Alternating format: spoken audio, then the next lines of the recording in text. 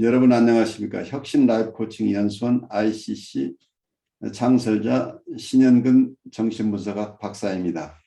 제가 이번에 클래스 EU 클래스 마켓에 저의 영상 강의를 개설하였습니다. 이번에 처음 개설한 강의는 정신분석적 인간 이해 과목입니다. 제가 하는 강의 내용을 여러분께서 잘 아실 수 있도록 이 과목의 소개 영상과 첫 번째 강의 정신분석학의 정의와 두 가지 기본적 가설을 주제로 한 강의 영상을 여러분께 소개합니다. 이 두 개의 영상을 보시고 더 관심 있으신 분들은 직접 제 클래스 사이트로 들어가셔서 클래스에서 어떤 것이 진행되는지 검토하시고 여러분 주위에 있는 분에게도 제 강의가 있음을 알려주시면 고맙겠습니다. 여러분 감사합니다.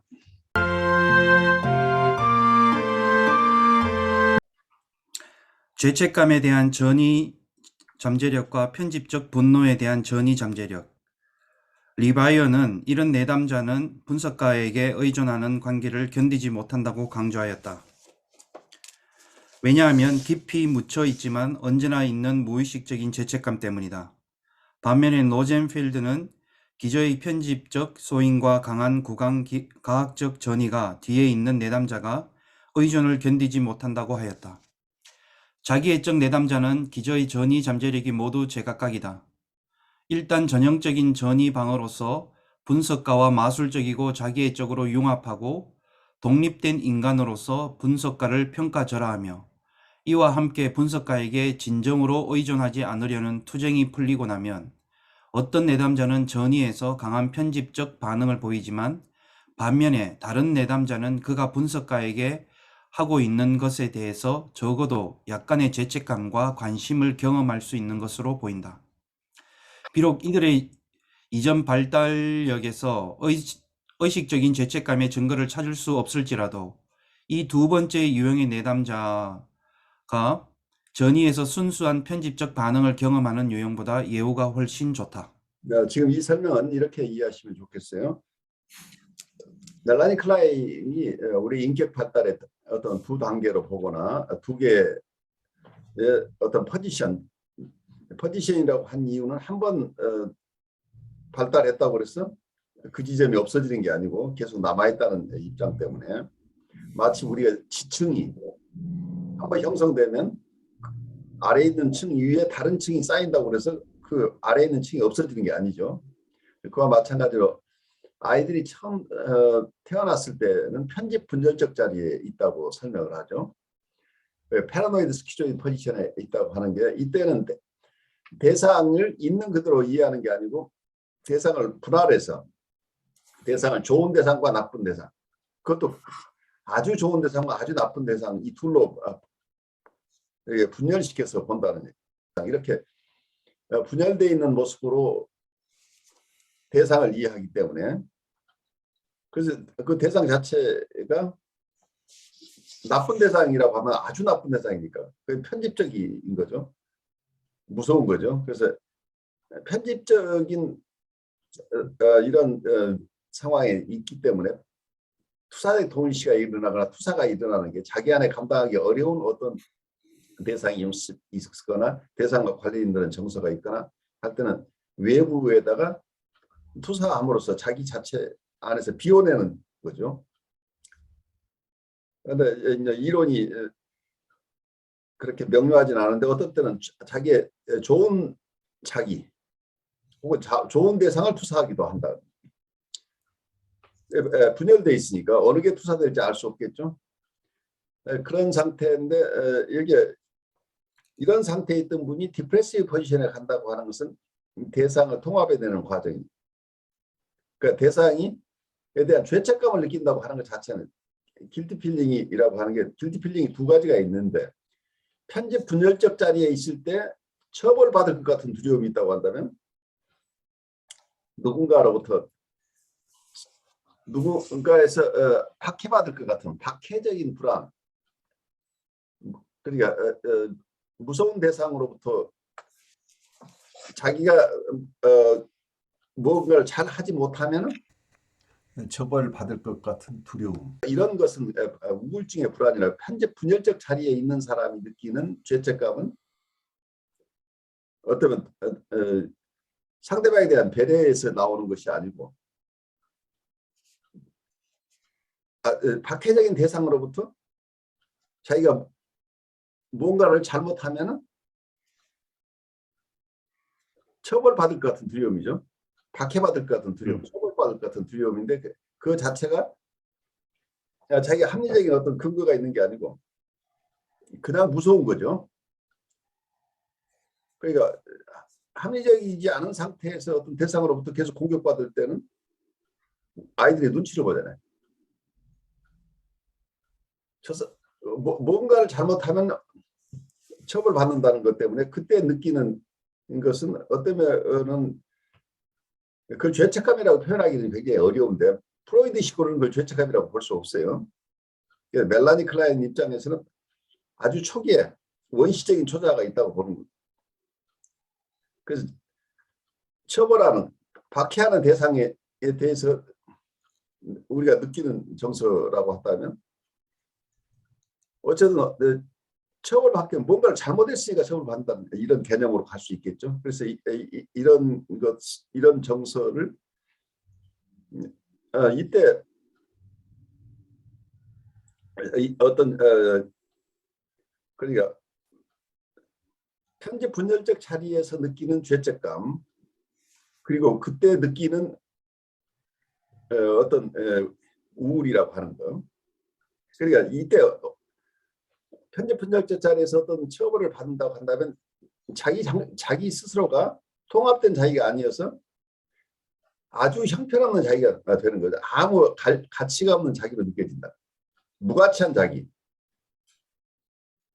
무가치한 자기라고 하는 개념 속에서는 그다음 내가 나한테 좋은 것도 있고 나쁜 것도 있는 게 아니라 이 처벌받을 자기는 가장 부끄러운 존재가 아무것도 가진 것이 자기한테 좋은 것이 하나도 없어서 그냥 무조건 처벌받는 대상이라는 이런 거죠. all bad self라는 얘기예요. 그러니까 자기가 아무 가치가 없다고 하니까 이게 이제 심해지면 이게 보통 우리가 우울증이라는 게 아주 초기에 아이들이 느끼는 정서인데 자기는 아무 쓸모없는 인간이에요. 그리고 처벌받아도 꼼짝도 못하는 자기, 헬플리스한 자기죠. 그렇다고 하지만 자기가 처벌받는 것을 봐서 뭐가 자기가 잘못했는데 그게 무슨 합리적으로 잘못한 게 아니라 처벌하는 사람의 원하는 것을 자기가 들어주지 못한 거지 결국.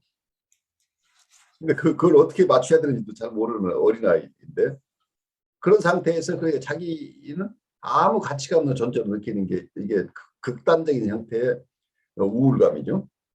이러한 우울감하고 이 디프레시브 포지션에 갔을 때 여기서 이 컴버그가 얘기하고 있는 것은 두 번째 유형에서는 어떤 내담자는 전이에서 강한 편집적 반응을 보이지만 반면에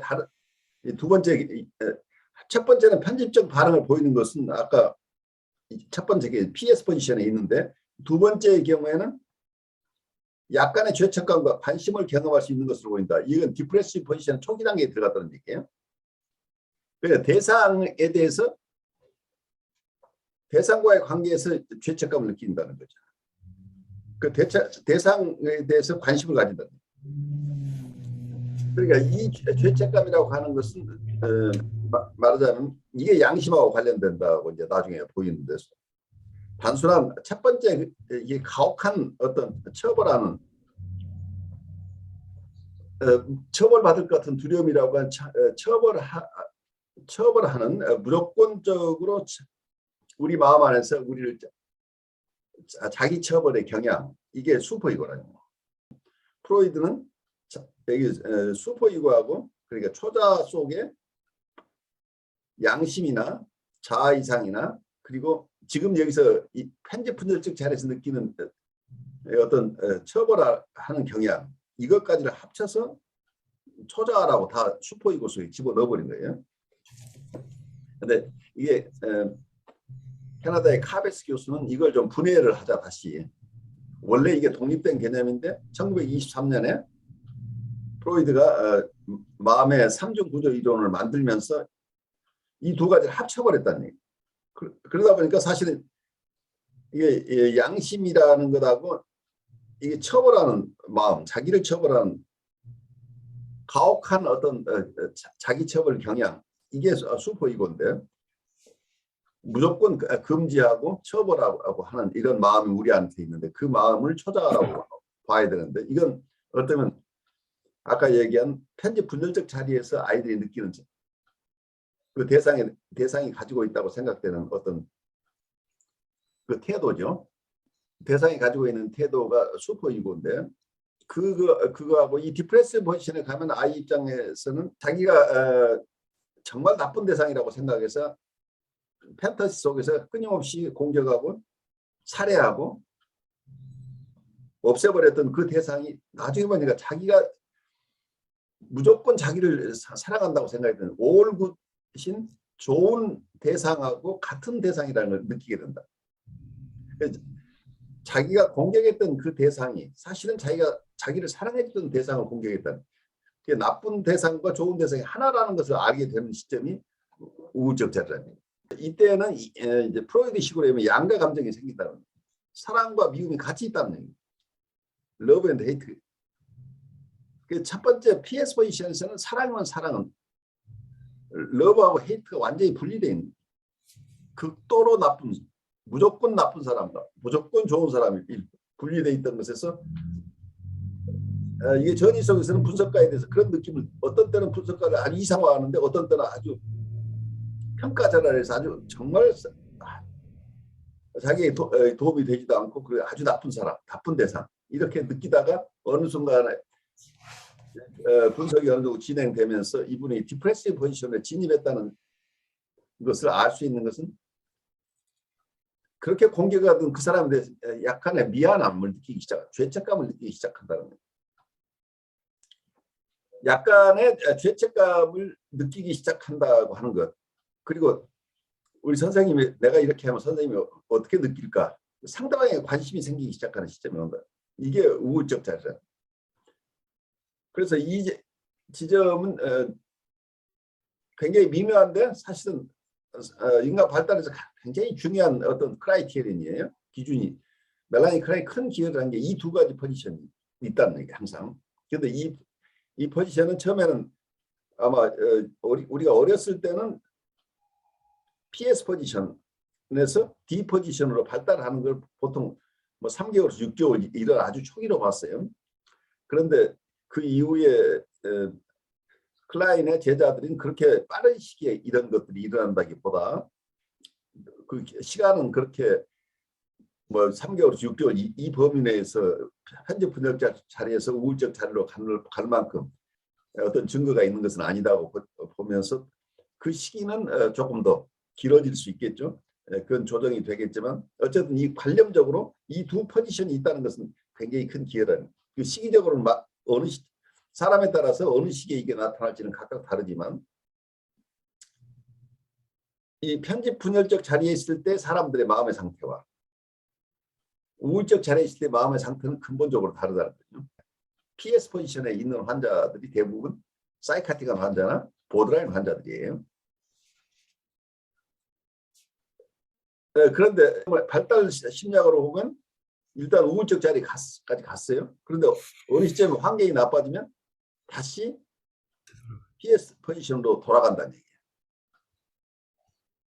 그러니까 이게 그래서 포지션이라고 한 게 한번 발달의 단계를 지나면 그 다음 단계로 그냥 가는 게 아니고 이 두 가지 포지션이 어느 시점에서 D 포지션까지 갔다가 다시 PS 포지션으로 오는데 이거 자체를 클라인의 제자들은 그렇게 단순하게 설명하지 않고 그렇게 되면 우리나 말하자면 하나만 하는 거 아니냐, 발달한다는 게 없지 않느냐 이런 느낌인데 어떤 비유를 쓰자면 우리가 어떤 주차 시설이 큰 주차 시설에 가면은 1층, 2층, 3층, 4층 있잖아요. 그럼 차는 그냥 똑같은 자리에 맴돌고 있는 것 같지만 높이는 올라가잖아요. 그리 발달이 여기서 다선형으로 발달한다. 이제 이렇게 설명하는 분도 있고 여러 가지로 비유적으로 설명을 하는데 말하자면 이것을 변증법적으로 정관 합의 원리라고 얘기를 하죠. thesis에서 antithesis가 있는데 거기서 synthetis가 어떤 합이 생긴다고 하면 첫 번째 지점과 둘째 번째 지점을 그보다는 또 좀 높은 지점으로 통합이 일어난다. 이제 이런 개념들을 쓰는데요. 뭐 그렇게 설명하는 것도 있지만 다시 편집 분열적 자리를 가지만 그 이전의 편집 분열적 자리보다는 조금 더 나은 입장에 있기 때문에 또 다시 또 디포지션에 오고 이런 것은 순환된다고 하지만 이게 발달이 함께 있다고 하는 거예요. 그러니까 발달적인 관점과 어떤 면에서 순환적인 관점을 같이 동시에 이해를 해야 인간 발달을 이해할 수 있는 거죠. 그런데 실제로는 이렇게 어려운 환자들 경우에 이 두 가지 포지션이 오고 가는 것을 우리가 만나게 되죠. 그러니까 이제는 좀 고마운 줄도 알고 하는데 어느 순간에 가면 다시 또 똑같이 공격하는 대상으로 가고 평가절하하고 하는 이런 방어 형식으로 되돌아가는데 그렇지만 또 돌아오는 시간이 좀 빨라지죠. 그래서 디포지션에 머무르는 시간들이 점점 길어지면서 이 사람이 성장하고 점점 나아지는 거죠. 근데 그 과정이 굉장히 지루한 과정을 가는 거죠. 이 발달이 한꺼번에 일어나는 게 아니고 계속 많은 시행착오를 하면서 가게 되는데 이 현상은 우리가 사회적으로 우리 사회 현상을 이해할 때도 PS 포지션과 D 포지션은 굉장히 중요하고 영성적으로도 사람들이 성숙한 영성인지 아닌지를 이 두 가지로 봐야 되네요. PS 포지션에서 보는 하나님은 무조건 절대적으로 나를 도와주는 하나님. 근데 D 포지션에 가면 통합적으로 어떤 면에서 내가 원하는 걸 다 들어주지는 않지만 나를 사랑하시지만 어쩔 때는 내가 정의롭지 못하고 공의롭지 못하면 나를 처벌하기도 하는 하나님이다. 이런 그 개념들이 통합되는 개념이 가야 됩니다. 그래서 잘 보시면 영성적으로도 무조건적으로 사랑하는 하나님, 또 하나는 무조건 정의를 세우는 하나님, 이 두 가지를 우리는 각각 너무 분열해서 보고 있다고 하는 거죠. 어쩌면 통합적인 하나님에 대한 이미지 자체가 이 정신분석 얘기하는 대상에 대한 이미지 통합하고 같은 입장에서 봐야 되지 않을까 하는 생각이 들어요. 그래서 PS 포지션에 있는 분들은 계속 기적을 쫓아요. 미래클에서 한 걸 찾는. D 포지션에서 영성을 사는 분은 하나님의 도움과 또 본인 스스로가 성장해 나가야 될 자기 역할까지도 함께 감안하는 그런 영성을 추구한다고 볼 수 있겠죠. 그러니까 어린아이는 엄마가 다 해줘야 되잖아요. 그런데 성숙한다고 하는 것은 엄마가 도와주긴 하지만 내가 대부분 하고 필요하면 엄마가 지켜봐주는 정도로 이렇게 단계가 바뀌는데 신앙의 성숙 과정도 아마 목사님이 보시면 이렇게 이해가 가실 거예요. 어떤 분은 무조건 자기 기도하면 다 이게 이루어져야 된다고 느끼는 거고 어떤 분들은 하나님이 나를 도와주고 계시지만 내가 하느님 보시기에 좋을 만한 삶을 살아가고 있는가 자기에 대한 성찰과 같이 가는 거죠. 근데 이런 점에서 이 개념은 굉장히 중요하답니다.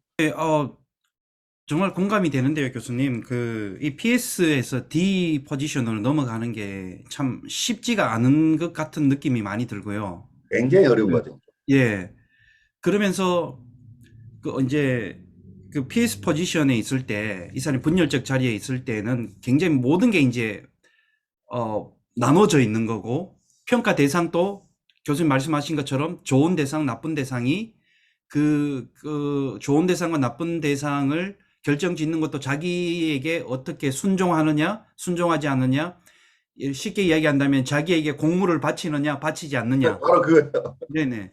그리고 충성맹세를 하면서 어떤 모든 것들을 다 올인해서 나에게 충성하느냐. 그러한 했을 때 자기에게 좋은 대상과 나쁜 대상이 이제 갈라지는 것 같고. 그러니까 이게 자기애적이라니. 네네.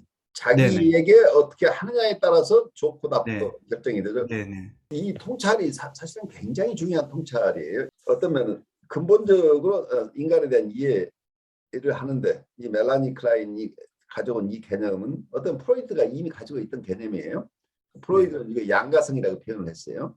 양가성이 같은 사람에 대해서 미워하는 마음과 싫어하는 마음이 같이 있다고 하는 거예요. 어떤 사람은 미워하는 마음 따로 있고 사랑하는 마음 따로 있어서 어떤 사람은 무조건 미워하고 어떤 사람은 좋아하고 그래서 완전히 대상을 둘로 나누는데 같은 대상에 대해서 미워하는 마음과 사랑하는 마음을 가질 수 있으면 이게 성수가 있다는 얘기예요. 네. 그래서 저는 그 보면서 이게 요즘 나타나는 어떤 목회자들한테도 많이 나타나는데 어떤 이런 자기애성이고 나르시스적인 목회자의 모습이 전형적으로 교회의 공동체에 드러나는 현상들이 극명하게 드러나는데 또 일단 대부분 보면 어떤 관계 속에 있는 사람들을 어떤 두 가지로 명백하게 흑백 논리로 이제 구분시키는 게 명확하고 그렇죠. 그러면서 여기 PS 포지션에 있는 사람이 전하는 어떤 메시지나 언어나 이런 모든 것들이 흑백적인 논리에서 나오는 거죠. 자기의 어떤 지금 현재 처해 있는 상황이 극도로 불안해 있거나 위기를 느끼는 상황일 때 많은 대중 앞에서는 콩그리게이션 앞에서는 굉장히 자기가 불쌍한 어떤 그런 것들을 드러내기도 하고 그리고 또 다른 면에 그게 약간 상황이 전이돼서 바뀌었을 때는 드러나는 말이 저주하고 정죄하고 비판하고 그리고 처벌하는 말 이런 굉장히 네거티브한 표현들로 이렇게 많이 이제 명확하게 사용한다는 것들 그런 것들이 많이 있는 것 같고요. 그러다 보니까 어떤 통합해서 어떤 그 자리가 가기까지가 정말 쉽지가 않은 것 같고 일단 그 이 사람 자체가 그래서 저도 좀 어떤 느낀 게 뭐냐면 이 사람이 이렇게 될 수 있는 원형이 어디에서 왔을까라고 생각했을 때 어린 시절에 부모이든 부모 중에 둘 중 한 사람에 대한 어떤 가혹한 대상으로서의 때로는 그 부친이나 모친 원형에서 출발이 있을 그런 것들을 얼핏 제가 좀 느낄 때도 많았었거든요. 그게 그 가능성이 굉장히 높아요. 그래서 어떤 면은 정신분석이 너무 지나치게 과거만 얘기하는 거 아니냐 하는데 사실은 우리의 삶의 현재는 결국 과거가 포함되어 있기 때문에 우리 안에서 과거가 지금 실제로 그 현재에 영향을 미치고 있기 때문에 그걸 볼 수밖에 없는 거죠. 그래서 아까 어머니나 아버지 중에 한 분이 충분하게 그 기능을 못한 경우라고 하지만 어떤 경우에는 그것은 두 분 중에 한 분이라도 괜찮으면 그렇게 심하게 데미지를 안 받는다. 어머니가 어머니 기능을 잘못하면 아버지라도 그 기능을 대신해 줘야 되는 둘 다 데미지가 있는 경우가 제일 어려운 경우죠. 예, 근데 제가 느끼는 아버지의 존재는 없는 것 같더라고요. 뭐 이제 대화했을 때 아버지라는 단어를 잘 이야기한 적이 없고. 그게 바로 이제 아버지라는 단어까지 가지 못하는 이유가 네네. 프리에더퍼라는 단계에서 이자 관계예요. 그러니까 어머니하고 자기가 아직 분리되기 이전의 단계라는 얘기예요. 미분리 단계. 그래서 분리 개별화가 안 되는 거예요. 그런데 나중에 사람들하고 관계도 항상 융합되는 관계를 추구해요. 그래서 자기 뜻대로 상대방은 움직여야 되는 거예요. 객관적인 어떤 자기하고 다른 대상이라는 걸 인정을 할 수가 없어요. 자기하고 생각이나 느낌이 다른 대상이 있다고 하는 것 자체가 정서적으로 용인이 안 되는 거예요. 그 용서할 수가 없는 거죠. 근데 그게 어린 시절 분화되지 않은 상태에서 겪었던 상처가 그렇게 남아있는 거예요. 코우스의 여기서 공감이라는 얘기를 많이 쓰는데 엠퍼티하고 심퍼티를 어느 학자는 구별을 해요. 엠퍼티는 상대방의 마음을 깊이 이해하는 것까지 된다는 얘기예요. 그런데 그 상대방이 어쩌면 끊임없이 어떤 분노를 가지고 있고 그 분노가 우리에게 투사가 되니까 우리도 분노가 일어나죠. 그럼 상대방에 대한 미워하는 마음이 나한테 생긴다는 얘기. 이 사람이 나를 미워하고 있으면 미워하는 마음이 생기는데 문제는 엠퍼티만 가지고 있으면 그래 네가 지금 화가 나서 길길이 날뛰는구나. 그래 내가 두고 보겠어. 라고 가만히 있어 버릴 수도. 어떤 경우에는 자기가 그 엠퍼티를 느끼면서 저 사람이 저렇게 화를 내고 있는데 나도 화가 나니까 또 액팅아웃이 일어나 볼 수도 있고, 이 사람이 다시는 나한테 화를 못 내게 내가 아주 점잖게 해석을 하거나, 어떤 경우에는 아주 훌륭한 선생님한테 내가 소개할 테니까 당신을 위해서는 그분이 더 도움이 될 거다고 하고 이분을 자기 환자에서부터 제외시켜버리는 경우도 있겠죠. 이게 액팅아웃이 일어나는 거죠. 대상을 돕는다는 것보다는 우선 나를 방어하는 쪽으로 가버릴 가능성이 굉장히 높은 거죠. 역전이 저항이라고 하는 거죠. 그런데 이게 엠파티 단계에서 상대방 마음을 속속들이 알지만 그것만 가지고 우리가 치료자의 자세가 안 나온다는 거예요. 이게 심퍼티까지 가야 됩니다. 저 사람이 저렇게밖에 할 수 없는 것이 왜 그럴까? 상처받고 도움받지 못해서 평생 저러고 있는 모습을 보면서 거기에 대한 동정심, 컴패션이나 피티나 이런 마음이 생겨야. 결국은 길길이 나를 날뛰면서 나를 매일 공격하고 있는 저 사람이 상처받은 야수 같은 거라는, 상처받은 야수에서 누군가가 싸매주지 않으면 저 사람 평생 저럴 수밖에 없는 사람이라는 것을 이해할 때 치료자가 참으로 의사 공감을 넘어서 연민과 자비를 가질 수 있고, 공감을 전제로 하지만 거기에 이 사람을 구하고 싶은 욕구, 이 사람을 돕고 싶은 욕구가 같이 있을 때, 그러니까 사랑의 마음이 합쳐졌을 때 이게 연민이라고 봐야 되겠죠. 자비라고 봐요. 자비스러운 마음이 함께 있어야만 이 사람을 돌볼 수 있는. 근데 너무 정신분석을 자연과학적으로만 설명을 하다 보니까 엠퍼티만 가지고 설명을 하니까 테크니컬하게 들어간다. 이게 기법적으로만 가지고는 우리가 합리성을 가지고 사람을 도울 수 없다. 합리성만 가지고는. 합리적으로 생각하면 저 사람 공격이 심하면 내가 공격 안 받도록 나만 보호하면 되는 거죠. 미스러블. 합리성 자체는 윤리성을 가져오지 않는다. 자아라는 개념, 이고라는 개념, 이거 자체도 이 양심의 백업을 받아야만 이게 제대로 기능한다는 얘기예요. 그리고 초자라는 것도 이게 사랑하고 상관없는 거란 말이에요. 그러니까 어쩌면 양심이라는 건 사랑을 다른 표현이라고 얘기할 수 있겠죠. 사회적인 기준, 사회적인 규범, 사회적으로 너 비난받지 않으면 이렇게 해야 돼. 어머니나 아버지에게 혼나지 않으면 이렇게 해야 돼. 근데 그게 도덕적인지 아닌지는 몰라요. 윤리적이고 영성적인 것하고 전혀 다르다는 얘기. 처벌받지 않아야 된다는 것 때문에. 이게 슈퍼이거라고, 초자라고, 원래의 초자라고 보이는데, 그래서 이 초자는 없애야 된다는, 이걸 없애는 게 중요한 작업인데, 이 슈퍼이거하고 양심이라고 하는 게 자아 이상 이런 것들 다 섞어 놓으니까 오히려 개념에 혼란이 왔다는 얘기예요. 지금 학자에 따라서는 그렇게 보는 거죠. 그래서 이 개념을 명백하게 구별할 필요가 있다. 그래서 어떤 면에서는 정신분석을 자연과학이나 이런 하나의 과학적인 입장에서만 보기 시작한다 한다면 참으로 사람을 돕는,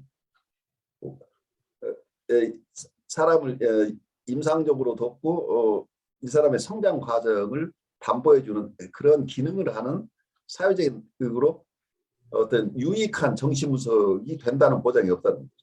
그래서 캐나다의 도널드 카베스 교수는 정신분석은 영성이다 보는 거죠.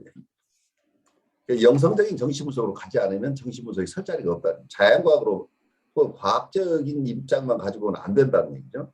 그래서 그 지점에서는 제가 굉장히 공감하는 부분이에요. ICC가 제가 처음 창설하면서부터 정신분석적인 접근과 영성적인 접근을 하나로 묶어야 된다고 봤던 것을 이거는 좀 더 명료하게 이론화해서, 제가 그분 이 얘기를 참 좋아해요. 어쩌면 영성과 정신분석을 연결할 수 있는 아주 확실한 이론적인 배경을 이분이 제공하고 있어서 위니카세 얘기나 이분의 얘기 이런 것들을 모아가면서 그리고 또 제가 그 마이스너 교수에 대한 얘기, 마이스너 교수가 봤던 영성과 정신분석 관계 이런 것들 아주 뛰어난 분들이 작업들을 하고 있는데 정신분석의 대세에서는 이런 움직임을 별로 인정해주지 않고 있는 거죠. 그래 외곽에 있는 분들만이 지금 이런 얘기들을 하고 있어요. 그래서 우리도 그냥 소수자로서 이 작업에 참여해야 될 상황 같아요. 그래 너무 기술적으로 합리적으로 리스너블하게 공부하면 된다고 하는 것이 아니란 말이에요. 인간의 마음을 돌보는 일. 인간의 성장을 돕겠다고 하는 것은 정신분석가는 영성가해야만 이게 된다는 거죠. 이걸 분리해서 하나의 테크닉으로 갖게 되면 어쩌면 원자력 공학을 전공한 친구들 많이 있잖아요. 원자력 공학 같은 원자력 공학을 공부했지만 어떤 사람은 어떤 원자력 발전소를 평화적인 목적으로 사용할 수 있는 원자력 발전소에 기여하는 사람도 있고 똑같은 공부를 한 사람이 하나는 핵탄두를 만드는데 일생을 바치는 사람도 있는 거죠. 그래서 그 지식 자체는 윤리적이다, 반윤리적이다 할 수 없는 거, 가치 중립적이다. 어느 쪽으로 쓸 수 있다는 거예요. 그래서 아까 엠퍼티 얘기를 왜 제가 심퍼시하고 굉장히 중요하게 생각하냐면 사람들의 마음을 가장 잘 아는 사람들이 범죄자 중에 얼마나 있다. 그러니까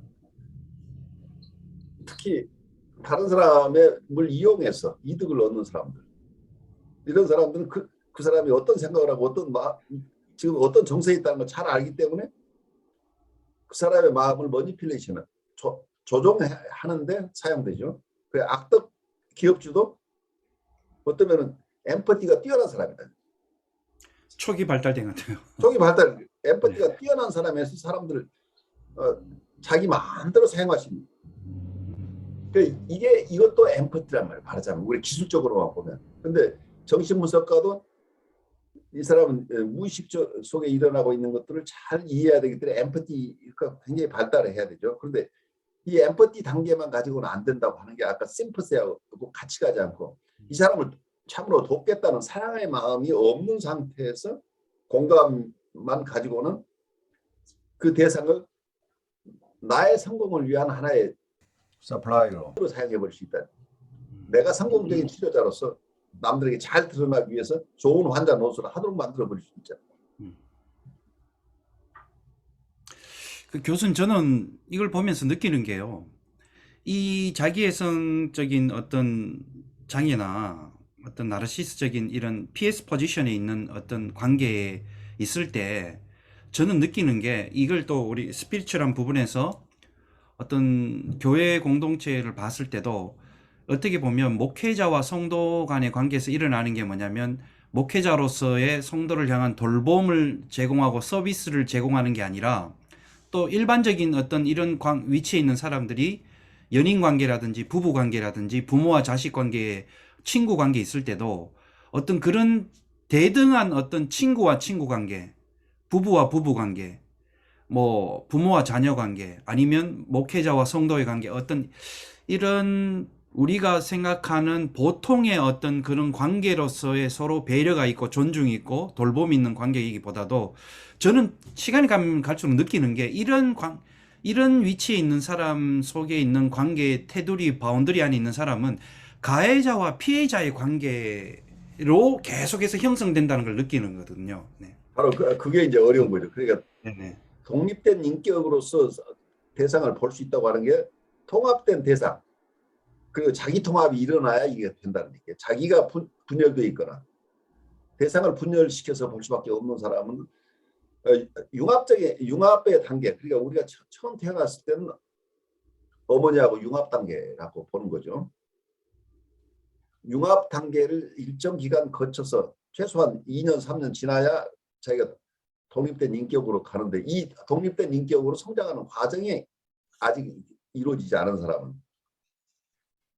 우리가 그게 내 자녀건 나의 배우자건 혹은 내 친구건 누구거나 원래 내 어머니가 나에게 해줘야 될 역할을 하는 대상으로 느낀다는 얘기예요. 그러니까 아이는 어머니가 아프거나 바쁘거나 아무 상관이 없잖아요. 자기의 욕구가 있으면 욕구를 채워주는데 그 엄마는 그 기능을 해야 되는 거죠. 그리고 엄마에게 가지고 있는 것을 자기가 다 뺏어가요. 젖을 다 송들쩍 가져오고 환상 속에서는 어머니 몸 안에 있는 거 다 자기가 다 훔쳐와요. 그래도 죄의식이 없는 거예요. 왜냐하면 그건 엄마하고 자기는 한 몸이니까. 대상을 독립된 인격으로 느끼지 않고 자기 몸의 한 부분으로 느낀다 말하자면. 그러니까 자기 몸을 자기가 쓰는 거라는 거예요. 그러니까 그런 대상 관계를 거기서 독립 과정을 거치지 못하면은 어른이 돼서도 계속해서 대상을 자기하고 융합할 대상을 찾아서 그 융합하는 단계에 갖게 되면 그 대상을 자기 마음대로 부리는 거죠. 부려도 그건 아무 죄책감이 없는 거죠.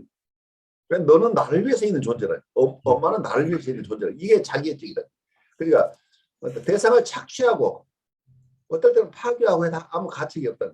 왜냐하면 자기를 위해서 존재하는 거라. 그러니까 그게 굉장히 무서운 거죠, 사실은.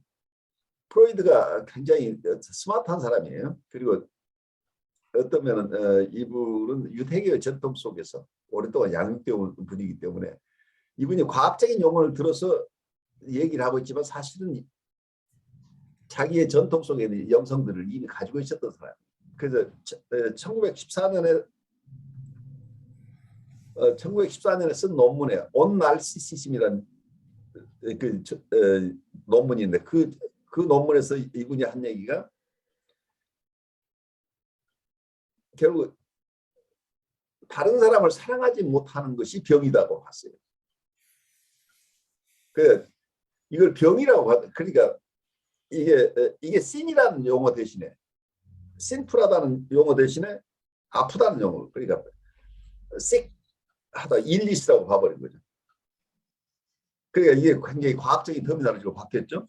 병자로 만들었다는 얘기예요. 근데 사실은 죄인이라는 얘기다. 왜냐하면 자기에게 모든 관심을 가지고 있는 자기에게 모든 자기만 중심으로 셀프 중심으로만 사는 삶에서는 대상을 무시하고 살았기 때문에 대상을 사랑하지 않고 있는 삶 자체는 심플한 삶이라는 말하자면 영성적으로 보면 자기만을 사랑한다는 얘기는 자기가 우상이잖아요. 우상 숭배라는 얘기 결국은 자기를 우상으로 만들어 살고 있는 사람이 나르시시스트라는 거죠. 그런데 이 상태를 대상을 사랑하지 않는 상태를 병리적인 상태라 그냥 아픈 sick하다 뭐 이게 봤는데 이거 자체가 말하자면 sinful하다는 말을 그게 죄의 상태에 있다고 하는 얘기죠. 말은 나르시시즘이라고 하나의 죄악이라고 봤던 중세적인 개념을 그 용어를 이분이 아주 과학계에서 환영받을 만한 용어로 sickness라 질병이라고 봐버린 거죠. 그러니까 메디컬 용어를 가져와서 사이코패달러지로 본 거죠. 이게 병리적이다. 그런데 그건 하나의 추상적인 용어예요. 메타포라. 그래서 현재에도 계속 헷갈리고 있는 게 정신적인 어떤 질환들은 사실은 메디컬한 문제가 아니란 말이에요. 그런데 메디컬 닥터들이 이거 다 관장하는 것처럼 되어 있는데 사실은 이건 도덕적으로 비윤리적이고 비영성적인 단계를 얘기하는 거라. 미성숙한 단계를 발달적으로 발달하지 못하고 그래서 자기의 프라이드로 살고 있잖아요. 크리스천 전통 속에 가장 큰 죄가 뭐예요? 프라이드죠. 오만함이 결국은 죄라고 보는 거잖아요. 그럼 이 죄의 상태를 얘기를 하는 거죠. 그것을 메디컬 용어로 어떤 정신질환이라고 봤는데 이 정신질환이라고 하는 것이 하나의 메타포인데 그 메타포를 실제 어디 몸이 아프다고 똑같이 취급해서 계속해서 약물로 다 이 마음을 고쳐내겠다고 하는 야심을 가지고 있죠 우리가. 근데 마음의 세계를 물질의 세계로 이게 뒤바꿔 버린 거죠. 그래서 그런 혼란이 계속되고 있는 거죠. 사실은 하나의 추상적인 용어 메타포로서의 정신질환을 얘기를 했는데 사실은 죄의 상태를 얘기하는 거예요. 그러니까 착한 사람이 아니고 나쁜 사람이라는 얘기예요. 너 나쁜 사람에서 좋은 사람이 되어야 우리가 네가 정신적으로 건강하다는 얘기예요. 결국 대상을 배려하는 마음이 양심이라는 얘기예요. 그래 양심이 생겨나야 사람이 된다는 얘기잖아요. 그 양심이 아직 형성이 안 돼 있다고 한다면 그게 말하자면 영성적으로는 죄의 상태에 있는 거죠. 그러니까 도덕적으로 비난받을 만한 상태 혹은 영성적으로 죄의 상태에 머물러 있는 인간이 어쩌면 윤리적인 상태 그리고 영성적으로 성숙한 사람으로 이게 진화하도록 도와줘야 된다. 이게 발달하도록 도와주는 이제 이 역할들을 우리가 하는데 이거 자체를 메디칼 용어를 사용하다 보니까 모든 게 물질로 환원해서 우리 정신의 문제를 규제할 수 정신을 도울 수 있다고 하는 이런 착각 속에 빠져버린 거죠, 사실은. 그래서 그 메타포가 메타포라고 이해되지 못하고 있는 게 현실이죠. 그래서 우울하다고 하는 사람은 우울의 원인이 여러 가지가 있잖아요. 결국 자기만 생각하고 이웃을 전혀 생각하지 않고 살고 있는 이런 속에서